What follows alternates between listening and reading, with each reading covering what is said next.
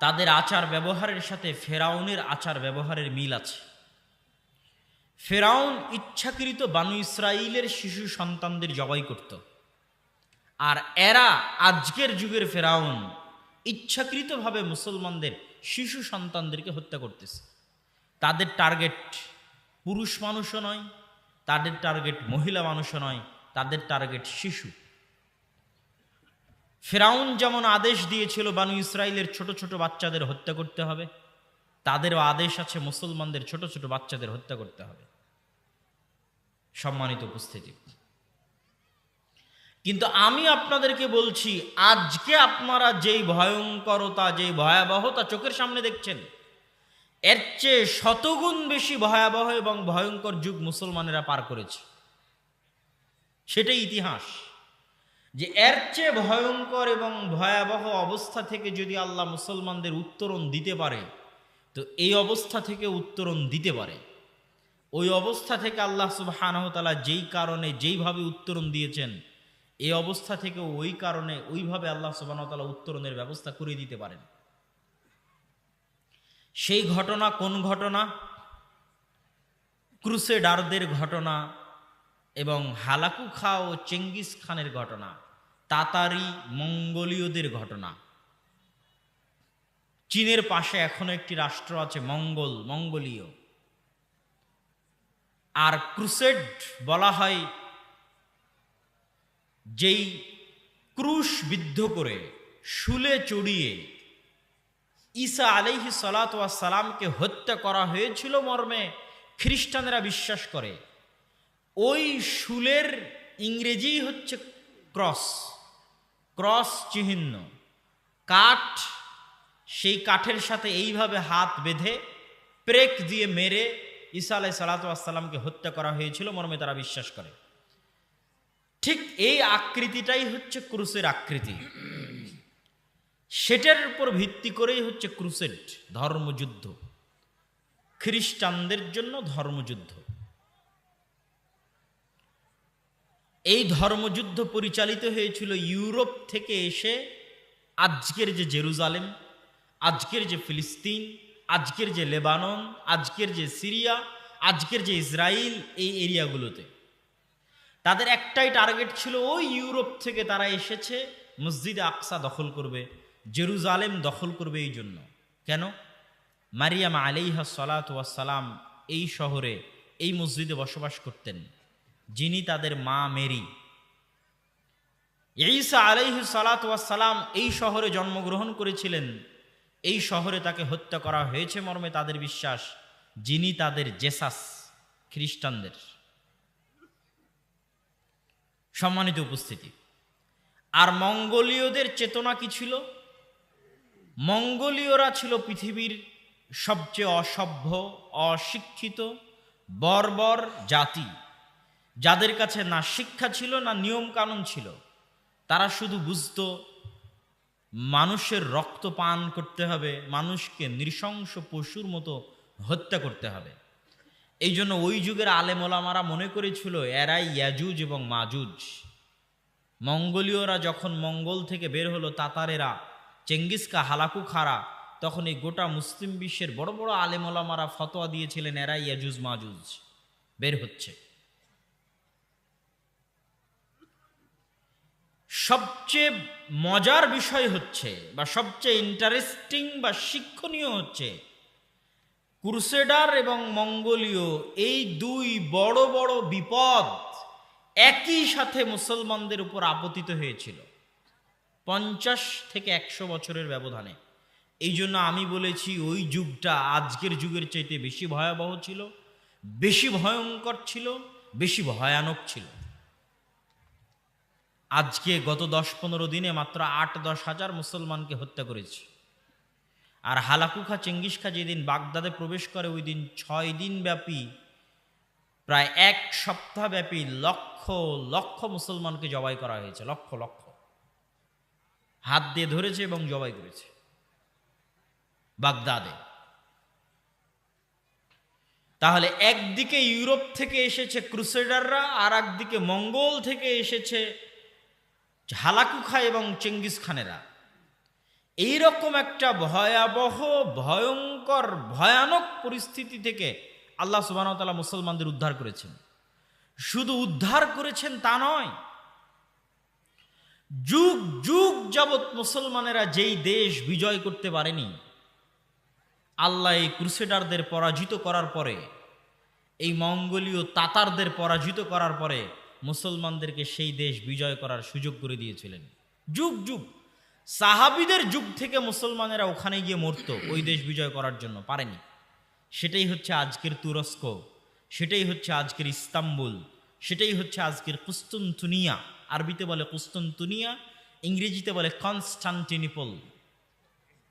Roman খ্রিস্টানদের সবচেয়ে বড় হেডকোয়ার্টার ছিল।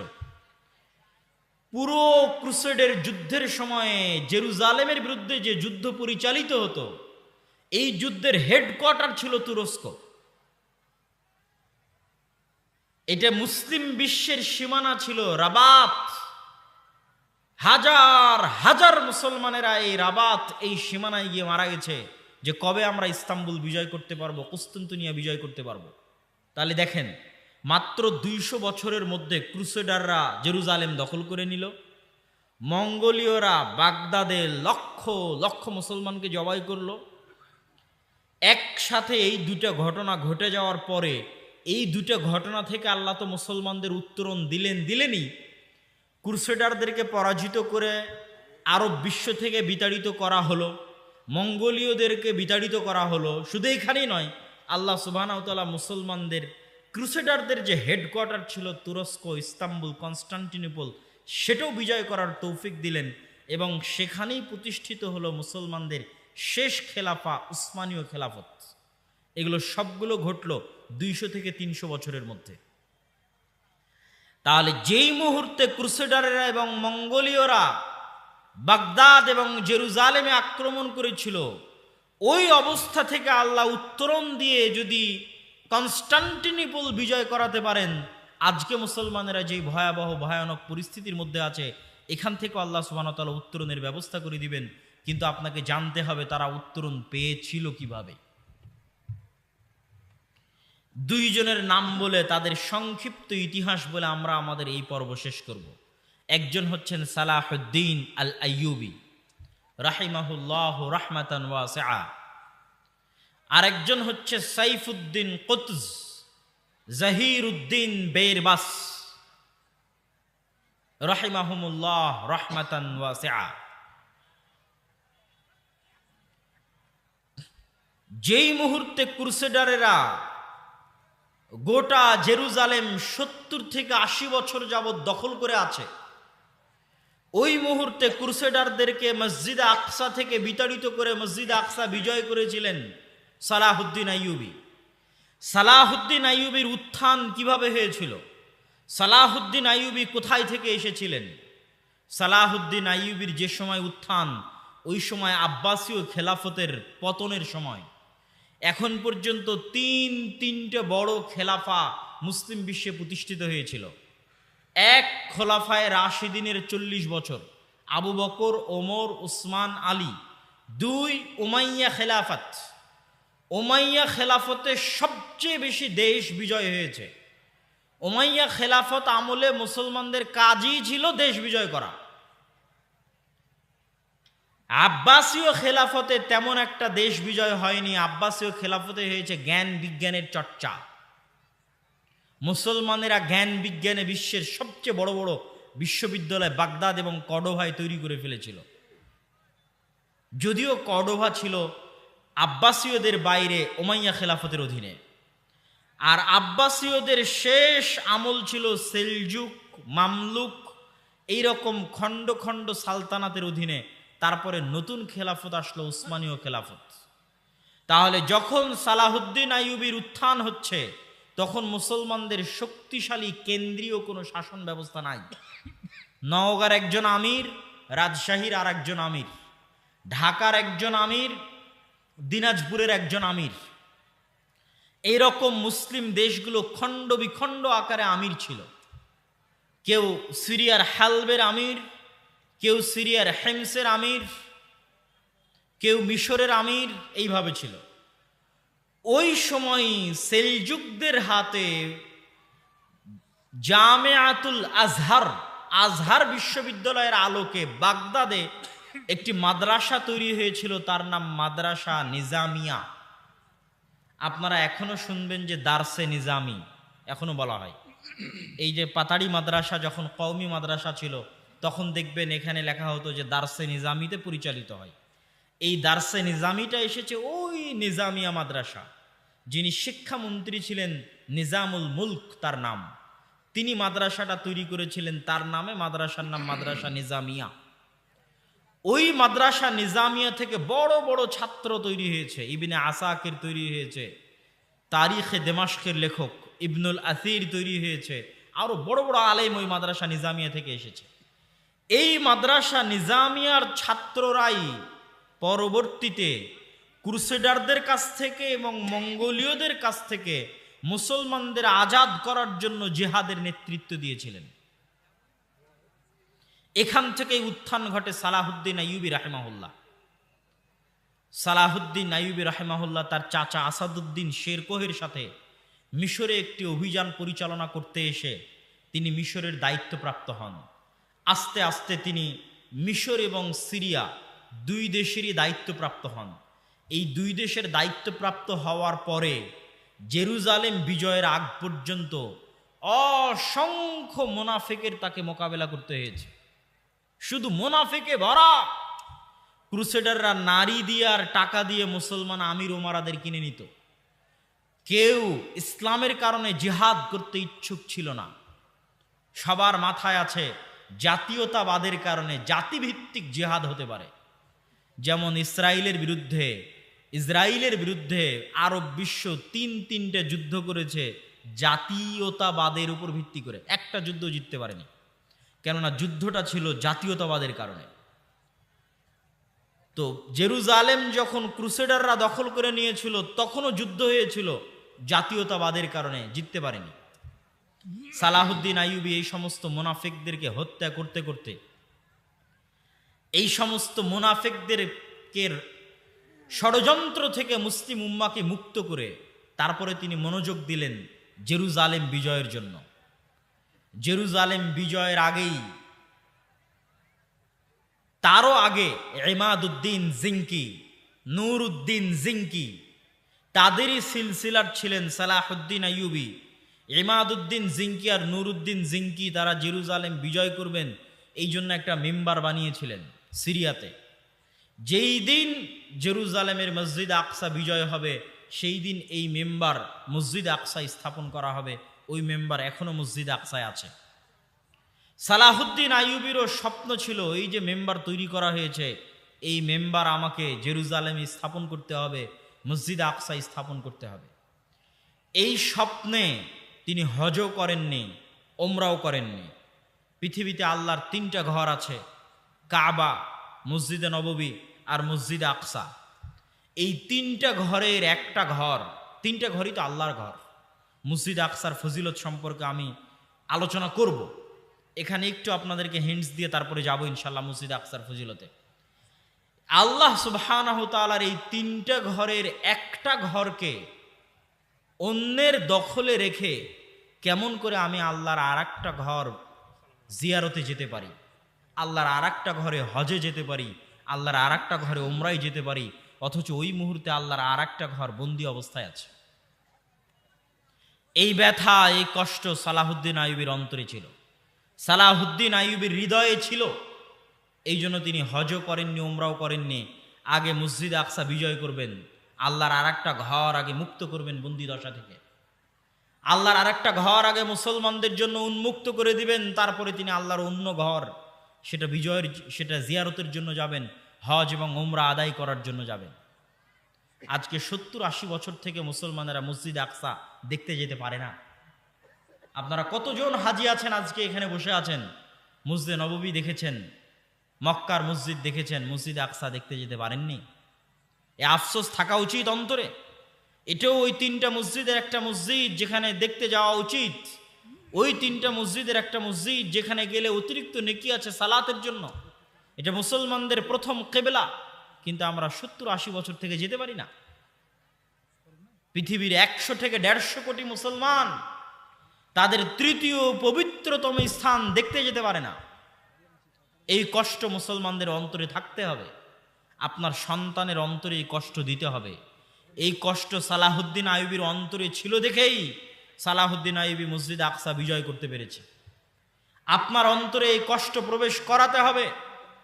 আপনার সন্তান সন্ততি বংশধরের অন্তরে এই কষ্ট দিতে হবে যে মসজিদ আকসা আমাদের মসজিদ, মসজিদ আকসায় আমরা সালাত আদায় করতে চাই। আল আরজুল মুকাদ্দাসা আমাদের। আমরা যেমন মক্কা দেখতে যেতে চাই, মদিনা দেখতে যেতে চাই, একই সফরে জেরুজালেমে বিমান ল্যান্ড করে মসজিদে আকসায় সালাত আদায় করতে চাই।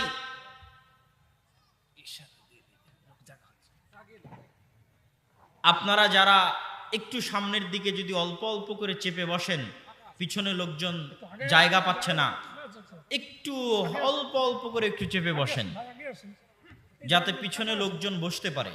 একটু সহযোগিতা করেন। জাযাকুমুল্লাহু খায়রান, বারাকাল্লাহু ফিকুম। আগে আসেন, পিছনে লোক দাঁড়িয়ে আছে, আগে আসেন। যে পিছনে অনেক লোক ঘোরাফেরা করছে, দাঁড়িয়ে আছে, তারা বসতে পারছে না। আপনারা একটু একটু করে সামনের দিকে আগালে তারা বসার সুযোগ পাবে। জি, সম্মানিত উপস্থিতি, সালাহুদ্দিন আইয়ুবীর অন্তরে এই কষ্ট ছিল যে তিনি মসজিদে আকসায় সালাত আদায় করতে পারেন না, মসজিদে আকসায় প্রবেশ করতে পারেন না, মুসলমানেরা পারে না। এই দুঃখে এই কষ্টে তিনি হজ করেননি, উমরা করেননি। এই দুঃখে এই কষ্টে তিনি মিম্বার তৈরি করেছিলেন সম্পূর্ণ আলাদা। যেই দিন মসজিদ আকসা বিজয় হবে সেই দিন এই মিম্বার ওখানে স্থাপিত হবে। সেই যুদ্ধের সময় চলে আসলো, হিত্তিনের যুদ্ধ। 1187 খ্রিস্টাব্দে হিত্তিনের যুদ্ধ। শায়েখ আব্দুর রাজ্জাক বিন ইউসুফের মুখে দাজ্জালের লম্বা হাদিসে শুনেছেন। দাজ্জাল তামিম আদ-দারিকে জিজ্ঞেস করে, আখবিরুনি আন বুহায়রা তাবারিয়া, তোমরা আমাকে বুহায়রা তাবারিয়া সম্পর্কে বলো।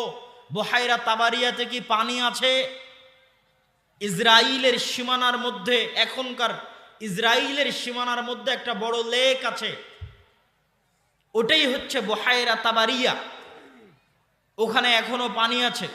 দাজ্জাল বলল ওখানে একদিন পানি থাকবে না। এই বুহায়রা তাবারিয়ার পাশেই দ্বিতীয়বার মসজিদে আকসা বিজয়ের যুদ্ধ হয়েছিল, হিত্তিনের যুদ্ধ। সুলতান সালাহুদ্দিন আইয়ুবী এই যুদ্ধ করেছিলেন। এই যুদ্ধে মুসলমানদের যে প্লাস পয়েন্ট ছিল, আজকেও মুসলমানদের ওই প্লাস পয়েন্ট আছে যুদ্ধে, আজকেও আছে। কি প্লাস পয়েন্ট ছিল? সালাহুদ্দিন আইয়ুবীরা হচ্ছে আরব মরুভূমিতে জন্ম নেওয়া। আজকের সৌদি, আজকের কুয়েত, কাতার, বাহরাইন, আজ থেকে 50 বছর আগে তারা ছিল মরুর বিদুইন।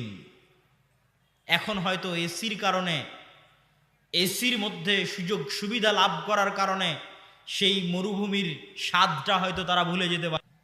যেই মূলনীতিগুলোকে সামনে রেখে আল্লাহ এই পৃথিবী পরিচালনা করে থাকেন, যেমন আল্লাহ এই পৃথিবীতে সূর্যের ব্যবস্থা রেখেছেন, চন্দ্রের ব্যবস্থা রেখেছেন, রাত এবং দিনের ব্যবস্থা রেখেছেন, মেঘ, বৃষ্টি, ঝড়, বাতাস, মিষ্টি পানি, লবণাক্ত সমুদ্রের পানি,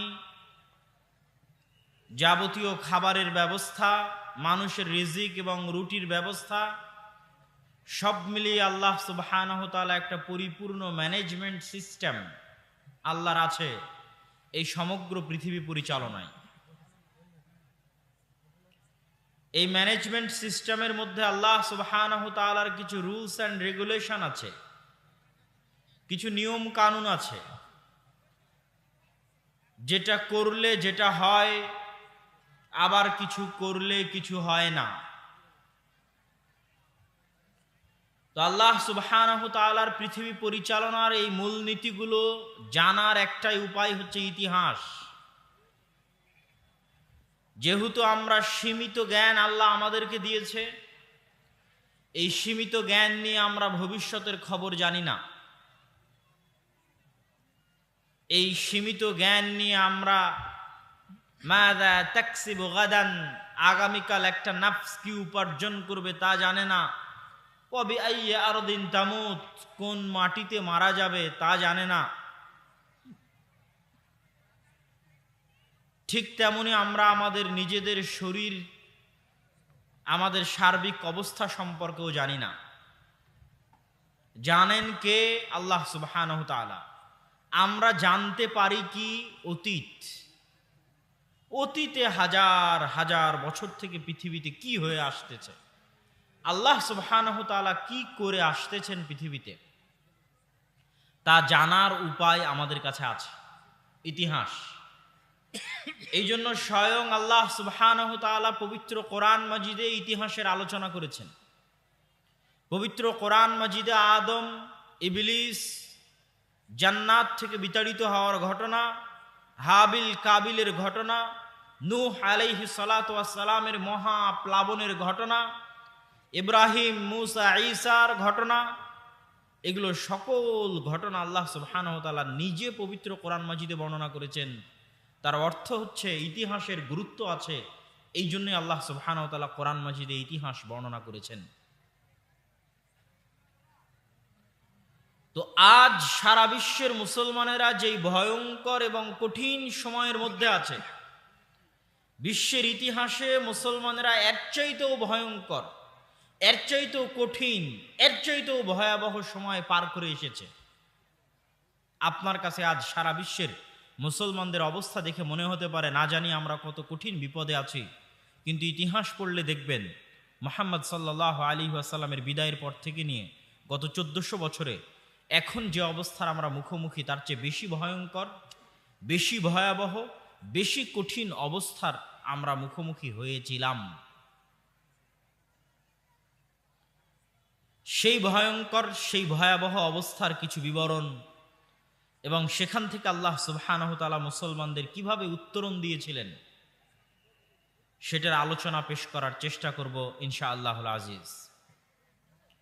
আজকে আমরা মুসলমানেরা কি ভয়াবহ অবস্থার মধ্যে আছি।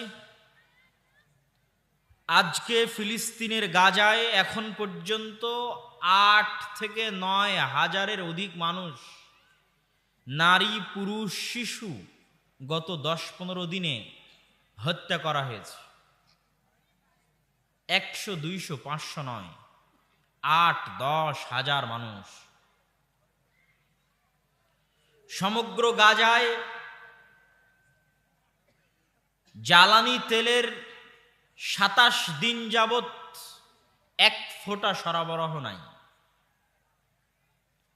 জ্বালানি তেলের সরবরাহ না থাকার কারণে মেডিকেল এবং হাসপাতালগুলো যেগুলো জেনারেটরের উপর ভিত্তি করে চলছিল সেগুলোও বন্ধ হয়ে গেছে। সমগ্র গাজায় মোবাইলের নেটওয়ার্ক এবং ইন্টারনেট ব্যবস্থা বিচ্ছিন্ন, পৃথিবী থেকে সম্পূর্ণরূপে ডিসকানেক্টেড। তারা পৃথিবীর মানুষকে কিছু বলবে, তারা বেঁচে আছে না মরে যাচ্ছে এটা বলার তাদের কাছে কোনো সুযোগ নাই। সমগ্র গাজায় খাদ্য সরবরাহ বন্ধ। যদিও অল্প কিছুদিন পূর্বে সামান্য খাদ্য সরবরাহ সুযোগ দেওয়া হয়েছে, কিন্তু সেটা লক্ষাধিক মানুষের মধ্যে 1 ফোঁটা পানির মতো। সম্মানিত উপস্থিতি, সমগ্র বিশ্বের মুসলমান অমুসলমান, মুসলিম অমুসলিম সকল শাসকের সামনে, আধুনিক বিশ্বের সকল মিডিয়ার সামনে, আধুনিক বিশ্বের সকল সামাজিক যোগাযোগ মাধ্যম, ফেসবুক, টুইটার, ইউটিউবের সামনে প্রতি সেকেন্ডের আপডেট পাওয়ার যে যুগ, সেই যুগে প্রকাশ্যে দিনে দুপুরে মুসলমানদের সাথে এই ব্যবহার করা হচ্ছে, এই আচরণ করা হচ্ছে, কিন্তু টু শব্দ করার, বন্ধ করার, বাধা দেওয়ার কেউ নাই। এখান থেকে আপনি বুঝতে পারবেন যে আজ সারা বিশ্বের মুসলমানদের অবস্থা কতটা অসহায়, কতটা নিদারুণ, কতটা করুণ।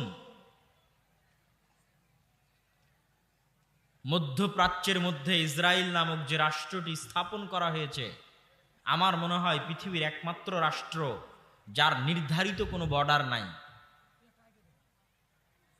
প্রতিটা দেশেরই একটা বর্ডার আছে, যে আমি এই সীমানা হচ্ছে আমার। যেমন আপনাদের পাতাড়ির যে সীমানা, এই সীমানা কত সালে নির্ধারিত হয়েছে বলতে পারবেন? জি, আপনাদের পাতাড়ির যে বর্ডার ভারতের সাথে, এটা কত সালে নির্ধারিত হয়েছে? 1947 সালের বর্ডার এটা, 71-এরও না। মানে আমরা যে মানচিত্রে বসবাস করি, এই মানচিত্রটা আমরা 71-এ পাইনি, এই মানচিত্রটা আমরা 47-এ পেয়েছি, যেটাকে বলা হয় পাকিস্তান আন্দোলন।